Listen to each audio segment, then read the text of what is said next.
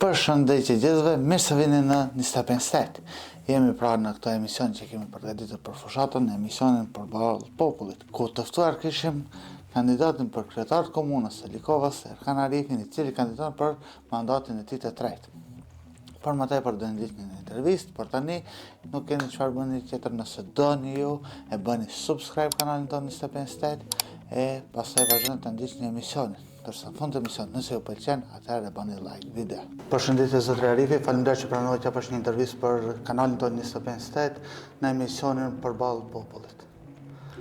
Ju falenderoj shumë për kohën e juaj të çmuar dhe për ftesën të cilën na keni bërë. Ju pra po kandidoni për mandatin e tretë. A ndjeni ndoshta edhe i lodhur nga politika, se 2 mandate i keni kaluar, mandati i tretë ndoshta politika e lodh njerin dhe harxhon. A ndjeni i lodhur?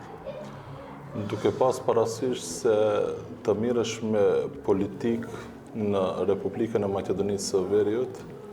besoni që nuk është edhe lehtë. Në qoftë se don të mirësh me seriozitet në punë të cilët i ke si obligim, dhe në çdo kohë të jesh në shërbim të banorëve të komunës së Likovës dhe banorëve të tjerë të cilët gravitojnë, jetojnë në Republikën e Maqedonisë së Veriut, me të vërtet unë mund ta them lirisht se është edhe një sakrificë dhe një obligim kombëtar. Për arsye se ne në komunën e Likovës institucion, të gjitha aktivitetet, të gjitha punët të cilët i krije, mundohemi në çdo kohë të jemi në shërbim të banorëve, në shërbim të qytetarëve, edhe atë çdo ditë duke u munduar dhe duke takuar banorë të ndryshëm me vetmin qëllim që të realizojmë projekte dhe punë të hajrit në dobi të banorëve tonë. Po në këtë mandat që po leni pas, a ka ndoshta ndonjë projekt që keni pasur dëshirë të realizoni, por nuk kanë ardhur kushtet ose mundësitë? Shikoni, pak në Republikën e Maqedonisë së Veriut mbizotron birokracia dhe nuk kemi një decentralizim të zhvilluar apo të avancuar dhe nuk kemi një decentralizim fiskal, me çka komunat në përgjithësi janë pak të kufizuara, por fal angazhimit të Këshillit Komunal, fal angazhimit të administratës komunale, të gjitha autoriteteve në nivel të komunës tonë, jemi munduar që të aplikojmë në fonde të ndryshme, si ato të niveli qendror, si ata të IPA fondeve cross border bashkëpunimi ndërkufitar, ku jemi lider si komunë rurale në aplikimin dhe në realizimin të projekteve aty, pastaj te Banka Evropiane Investuese, te Banka Botërore, te UNDP-ja, te USAID dhe të gjitha këta mekanizma financiar jemi munduar që të aplikojmë, të fitojmë jetë si komunë dhe të realizojmë projekte në interes të qytetarëve tanë. Kemi realizuar ne në komunë të Likovës shumë projekte kapitale. Ne si komunë rurale kemi një sipërfaqe dikon rreth 280 km2 territor. Kemi 22 fshatra edhe atë 11 fshatra fushor. Dhe prioriteti synimi jini ka qenë dhe është që të jemi sa më afër banorëve dhe bashkarisht të realizojmë projekte në dobi të banorëve të komunës tonë. Në këtë mandat, ne si komunë, në thirrjen e fundit në Ministrinë e Ambientit Qetësor dhe Planifikimit Hapësinor, që ishte në përfundim të qeverisë së kaluar, aplikuam me projektin e ujësjellësit për fshatin Opaj dhe Ropac, dhe presmi nga Ministria e Ambientit që edhe ato 2 projekte ku janë siguruar mjetet të administrohen, të lidhet kontrata dhe një ditë më herët të fillohet me punë, për arsye se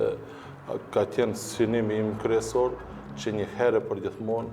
projektin e ujësjellësit në nivel komunal ta përfundojmë dhe kjo padrejësi shekullore të përfundon dhe të miremi me punë të ndryshme, si për shembull për zhvillimin e arsimit, për zhvillimin e aktiviteteve kulturore, se ne si institucione kemi bërë të gjitha shkollat fillore në territorin e komunës tonë, i plotësojnë kushtet adekuate për një proces të mirëfillt. Shkolla e mesme të cilën e kemi, ku ku ka 2 drejtime, në gjimnazi përgjithshëm dhe drejtimi i mjekësisë për motër medicinale, që është ëndër në një komunë rurale të ketë shkollë për motër medicinale. Po falë personelit arsimor atje, kemi arritur që atë shkollë ta bëjmë në mënyrën më të mirë të mundshme dhe të notohet një ndër shkollat e 13 në nivel të Republikës së Maqedonisë së Veriut me kushte dhe proces sa më të mirëfillt edukativ arsimor.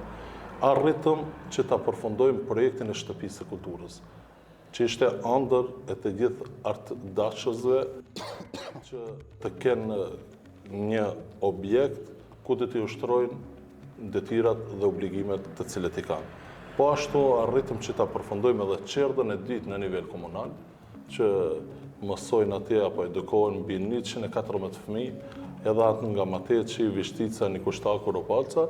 dhe qerdhën të cilën e kemi ekzistuese në fshatin Orizare, që mbulon fshatrat Likov, Orizar, Slupçan, Opaj.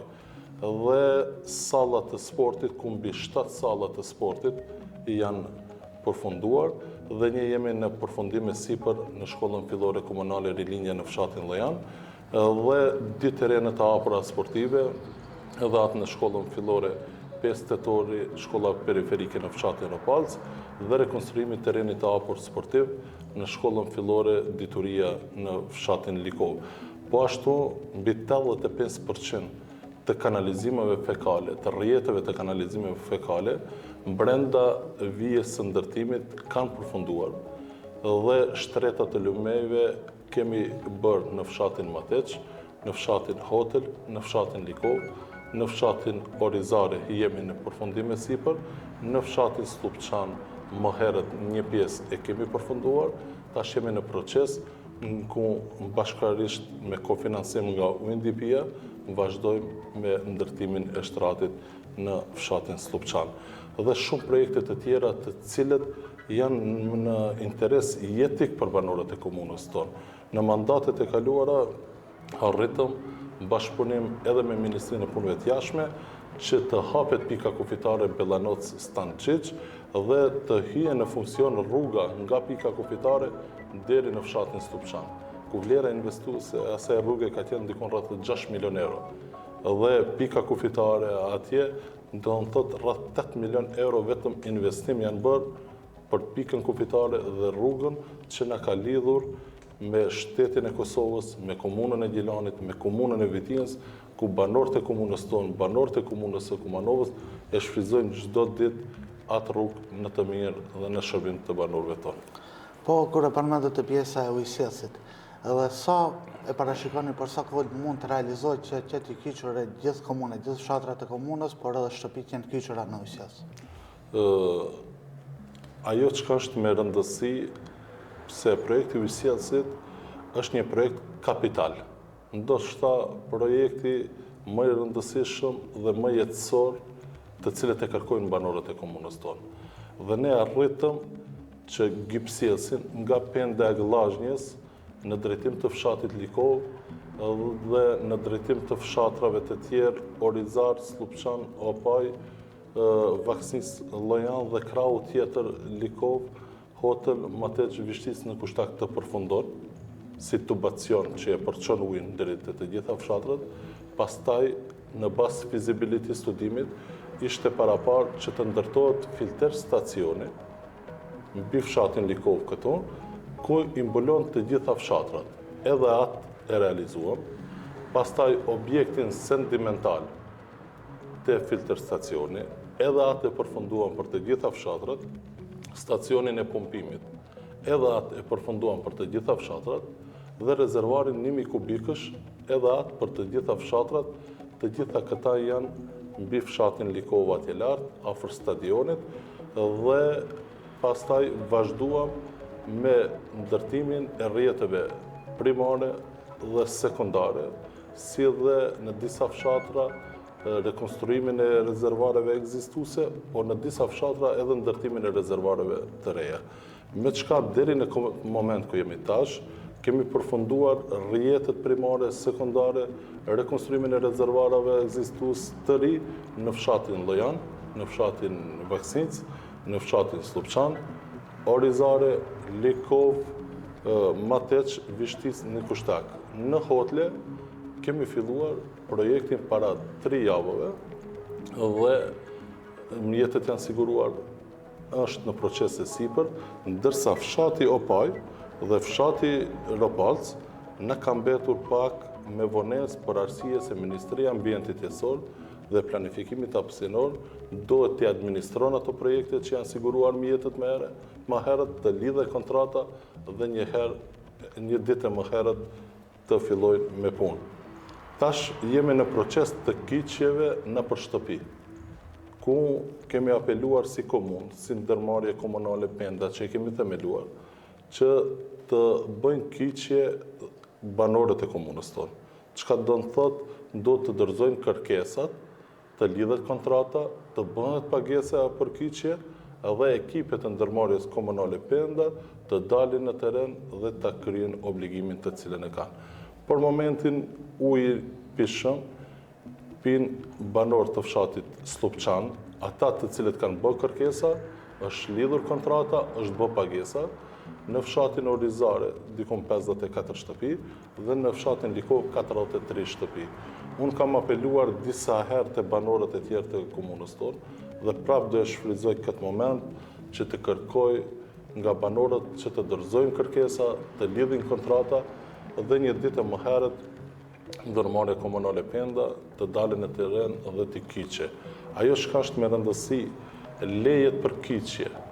si komunë që kemi siguruar nga ministritë kompetente, të cilat kemi pasur shumë barriera dhe pengesa administrative, i kemi siguruar të gjithë, tash jemi vetëm në fazën e kyçjes. Dhe mendoj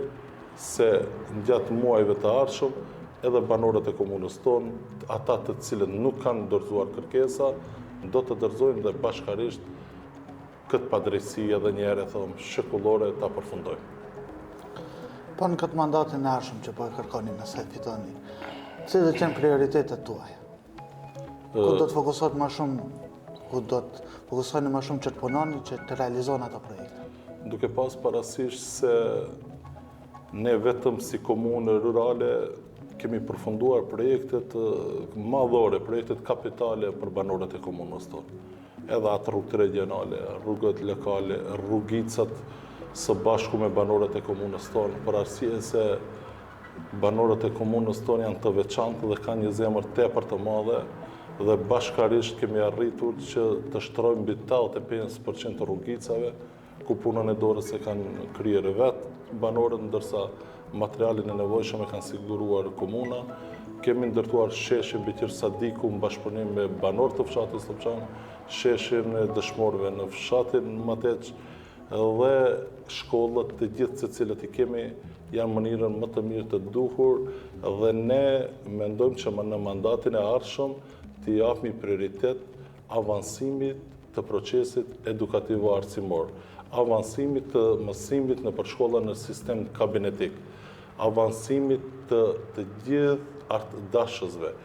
që kulturën ta kemi me një shkallë më të zhvilluar, se deri dje nuk kishme as shtëpi të kulturës, sot i kemi të gjitha mundësit, të gjitha shoqatët të cilët kanë për veprimtari, kulturën, artin, sportin, i kanë zyret të shtëpia kulturës edhe atë pas një pagesë, për të vetmin qëllim që t'i motivojmë, t'i nxismi të gjithë, që edhe më të tjerë të zhvillohen dhe të prosperojnë në të mirë të banorëve të komunës tonë. Po është shumë problematike të komunën tonë është mbeturinat, por edhe hikja e të rinjëve. Për këto dy, cilët është plani që ndalohet udhëja e mbeturinave të krijon deponi të reja, dhe cili është plani afat shkurt dhe afat gjatë, që edhe hikja e të rinjëve të ndalohet që sa më shumë mundohemi që të bëjmë rinjin këtu. Të hudhja e mbeturinave, ne kemi realizuar disa kampanja në nivel të komunës së Likovës dhe kemi marrë disa iniciativa kështu si komunë dhe si ndërmarrje komunale Pisha, ku kemi zhvilluar aktivitete të përbashkëta me grupë qytetarësh, me forume rinore, me shoqata të ndryshme, duke ju bashkangjitur edhe unë personalisht në aktivitetet të ndryshme për pastërtinë e hapësirave publike dhe kemi apeluar dhe kemi kërkuar që të mbajmë llogari dhe përgjegjësi për atë të cilën e ndotin ambientin jetësor, ku në së bashku edhe me inspektoratin komunal kemi marrë shumë masa, që ata individ të cilët hodhin mbeturina në vende jo adekuate, edhe të sankcionohen për arsye se një herë për gjithmonë duhet t'i themi stop, se kemi pasur edhe një deponi të egër këtu mbi fshatin Likov, afër pendës së Likovës, dhe me realizimin e projektit apo bulevardit nga varrezat e fshatit Likov në drejtim të restorant Freskijës, ku rregullua kanalizimi atmosferik, kanalizimi fekal, trotuarët, rruga, dhe atë vend e izoluam duke mbjellur dronj me të vetmin qëllim që njerëzit të cilët vinë te ata penda për vizitë, te ata restorante, të kenë një pahje mahnitëse me të cilën na ka falur Zoti i gjithësisë. Dhe realisht kemi problem me deponinë të cilën e kemi në fshatin e Kushtak, ku Ministri i Ambientit Jetësor sjelli një kontratë, nënshkruajti një kontratë që ajo deponi të mbërmbahet në afat 6 mujor, ndërsa 20 ditë pas asaj kontrate sjelli një urdhëresë që të mbillet ajo deponi pas një argument ligjor juridik, dhe ne kemi ankimuar atë, jo që ne jemi kundër mbylljes së deponive, por për të mbyllur një deponi me një komunë ka procedura ligjore. Dhe ne jemi për zgjidhje. Zgjidhja është të deponitë regionale që 5 vjet që mirremi me atë proces, ku e administron e menaxhon Ministria e Ambientit Jetësor, ku është planifikuar të ndërtohet deponia regionale në Sfetin e Koll, dhe atje të gjitha komunat e regionit, nga Krivapallanka deri në Likov, t'i hudhmi mbeturinët apo t'i transportojmë atje. Dhe me këtë veprim, ne si komunë jemi në pritje të ministrit që të na përcaktojë vendin se ne ku duhet t'i transportojmë ato mbeturinat të cilët ndërmarrja komunale Pisha e ka për obligim që t'i... Po cila janë zgjidhjet që do të ofronin këto momente? Zgjidhja për arsye se në bazë të ligjeve pozitive, Ministria e Ambientit Jetësor duhet të përcakton lokacionet. Ne kemi kërkuar në takim që ishmi, që një ditë më herët na tregojnë se ku duhet t'i dërgojmë ata mbeturina, dhe jemi në pritje, deri sot nuk kemi një përgjigje konkrete, dhe zgjidhje afatgjate unë që e kam thënë edhe me banorët e fshatit në Kushtak, dhe me banorët e tjerë dhe në mënyrë institucionale, është ndërtimi i deponive regionale, ku mjete nga Unioni Evropiane janë të siguruara dhe janë të lëshuara në ministrit kompetente, ku ata do t'i administrojnë dhe një ditë më herët ki problem të zgjidhet nivel të regionit. Se sikur deponia në fshatin e Kushtak, janë edhe 80 deponi të tjera, do të thotë në nivel të shtetit, si deponi jo standarde që janë të votuara edhe në qeverim, ku kemi edhe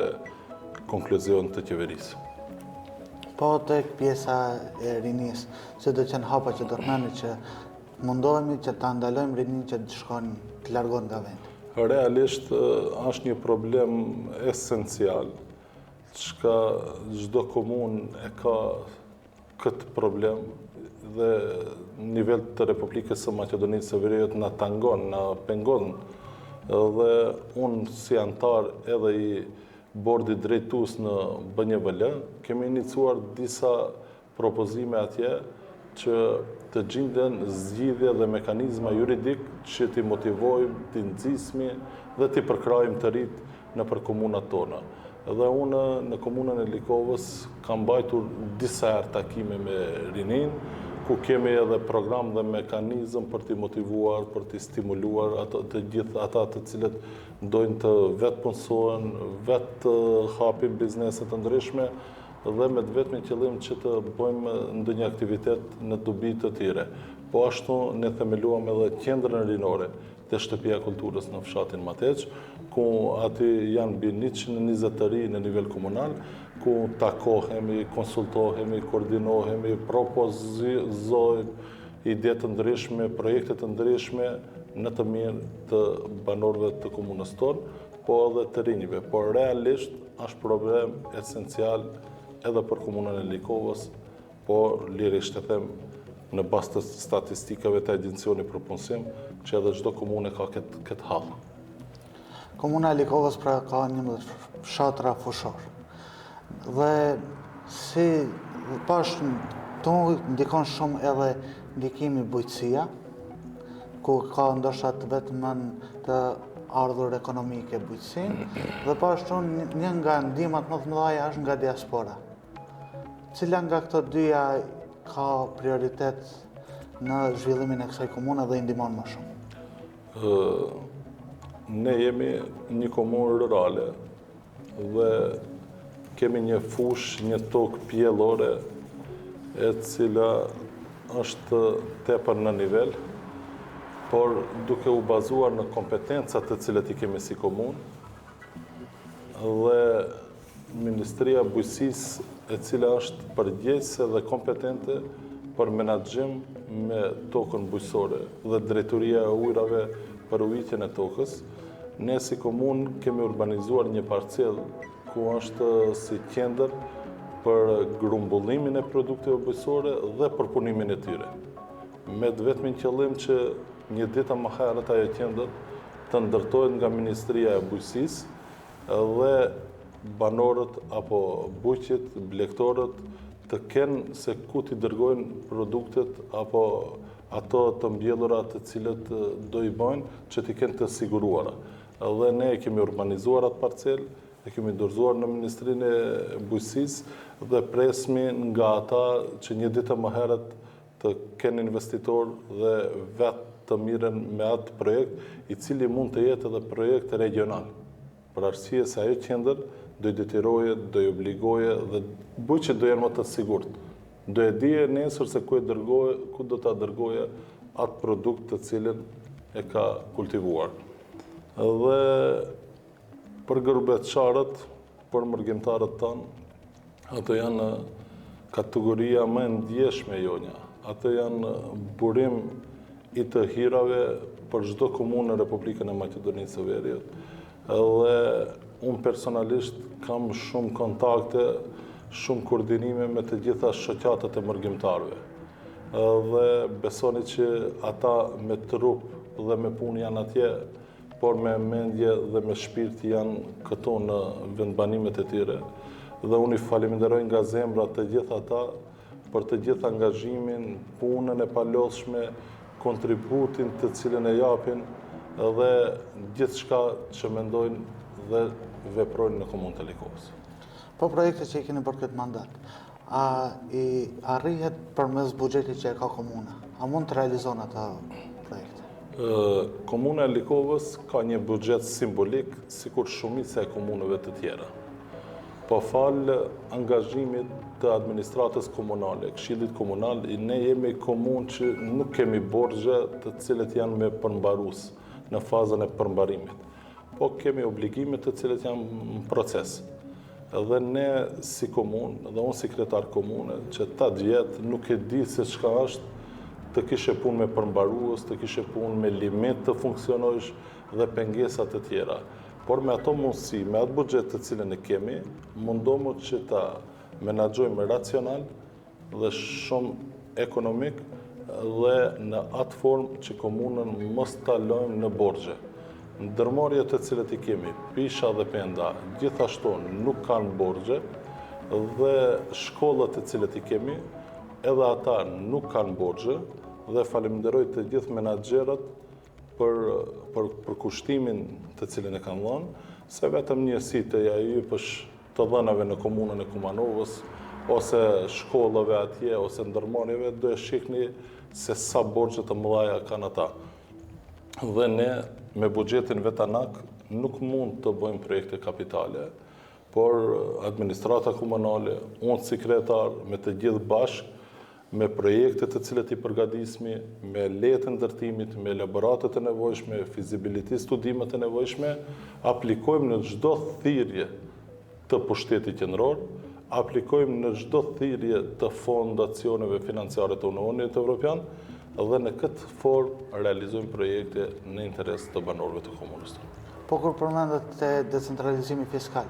a i përmbush komuna e Likovës, a mund të mbjeton me buxhetin që do të vjen nga decentralizimi fiskal? Decentralizimi fiskal nënkupton dhënien e mundësive dhe kompetencave më të mëdha, si dhe dhënien e kompetencave dhe mundësive financiare më të mëdha. Dhe atë kemi kërkuar në çdo kohë dhe e kërkojmë. 1% i GDP-s që është me ligj i rregulluar nuk i ndahet komunave. Sikur t'i ndahet ajo e cila është e përcaktuar me ligj, ne si komunë e Likovës do të jeshmi me një moment shumë më të vëllitshëm. Për arsye se ne nuk do të lobojshmi, nuk do të kërkojshmi, nuk do të lutshmi në çdo institucion. Po ato mjete do i kishmi të parapara, si për shembull në komunën e Bujanocit ose Preshevës, me 31 nëntor, Ministria e Financave i njofton komunën se në bazë metodologjisë juve ju takojnë kaq mjete. Dhe ju bane planifikimin buxhetor për vitin e ardhshëm, mbas nevojave, forumeve dhe aprovone buxhetin. Dhe ne si komunë jemi në fazën e ditë sikur të gjitha komunat e tjera në nivel republikan, dhe sinqerisht mund them që administrata e komunës Likovës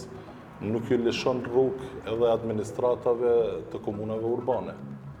Për shembull të deponit ku ishmi, na u dhan obligim që parcelën në fshatin në Kushtak do të komuna ta shprensojë, do të komuna të krije procedurat në Ministrinë e Financave, do të komuna të krije punë në regionin Veri Lindor, do të themelojë ndërmarrje komunale të përbashkët, do të participojë me mjete vetanake. Dhe në të gjithë këta 5 kushte i kemi krijuar, një ndër komunat më të para në nivel të regionit. Dhe për këtë jam faleminderues edhe për administratën komunale dhe të gjithë ata të cilët mendojnë dhe veprojnë çdo ditë në të mirë të banorëve të komunës tonë. Po për fund, a do të vazhdoni që këtë mandat ta merrni nëse fitoni dhe karrierën politike do të vazhdoni vetëm brenda komunës apo në të ardhmen do të shkoni edhe ndoshta në nivel qendror? Realisht, unë personalisht nuk kam